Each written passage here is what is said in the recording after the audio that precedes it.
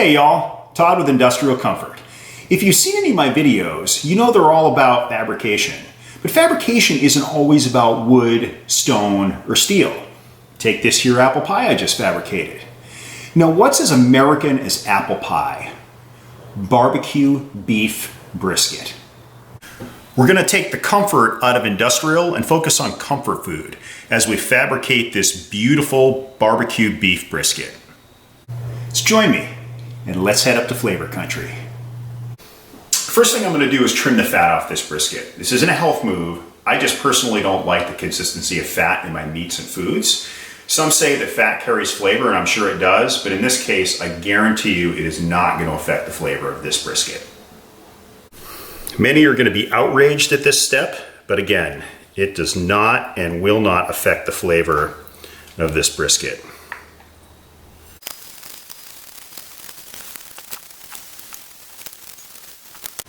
So I've gone ahead and trimmed the meat, which by the way was an optional step. The next thing we're going to do is apply the rub. Now the rub consists of brown sugar, cumin, mustard powder, onion powder, paprika, garlic powder, a little bit of salt and pepper. So I'll go ahead and list the ingredients and the proportions down in the description.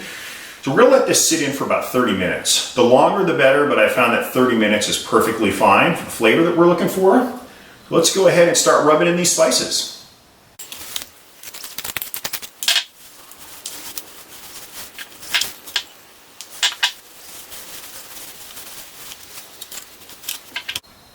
While the meat's enjoying its spice bath, we'll go ahead and combine the ingredients for the barbecue sauce, which is a ketchup base. We've got some garlic, we've got some more pepper, Worcestershire sauce, and we've got some apple cider vinegar, salt and pepper. We'll go ahead, mix that up. We'll then put it into the roasting pan. We'll then bring the meat in, get it covered with some foil, and pop it into the oven.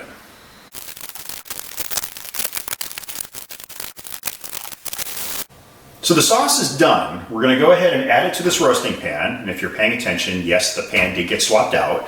We're then going to go ahead and cut it with some water to increase the volume. We'll then add the beef. We'll cover it up with some tin foil and get it cooking.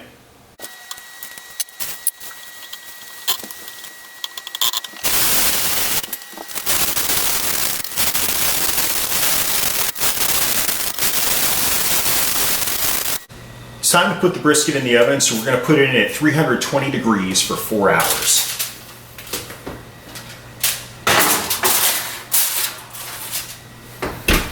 Okay, our 4 hours are up and we're ready for the next step. So what we're going to do is take the brisket out. It smells outrageously good. So the next step is going to be removing the tin foil and baking for another 30 minutes. So for you amateurs out there, be really careful when you take this tin foil out because a lot of steam is likely to come out. So sometimes I'll use tongs to help me with this process.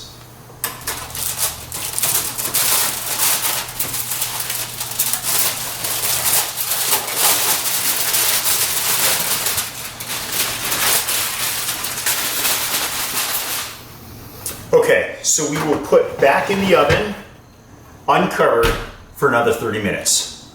We'll see you in 30. Okay, 30 minutes are up, so we're going to move on to the final step. Woo, that looks good. So the final step is putting a coat of oil on, jacking the temperature up to 400 degrees and letting the top brown over. So you can use a number of different methods to get the oil onto the brisket. I like to use a mister, an olive oil mister. You can use a basting brush or you can just drizzle the oil on.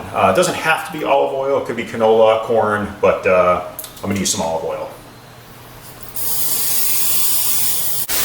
All right, let's get the temperature up to 400 degrees and we'll let it sit in there for about 15 minutes. Okay, so the brisket's been in here about 10 or so minutes at 400 degrees. I'm going to take it out a little bit early because it is starting to brown up real nicely. And I prefer it to not be too burned. So that's it.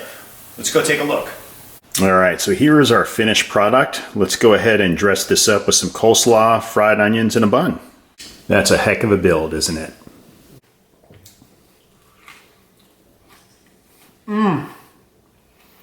I told you we'd be going to flavor country. A pro tip for you. When I made this sandwich, I used a buttered, toasted brioche bun and layered in some coleslaw and some crispy fried onions. It is incredible. Now, I personally like a drier, leaner brisket. If you don't and prefer something a little moister and a little juicier, don't cut out the fat, which, as I mentioned, was an optional step earlier.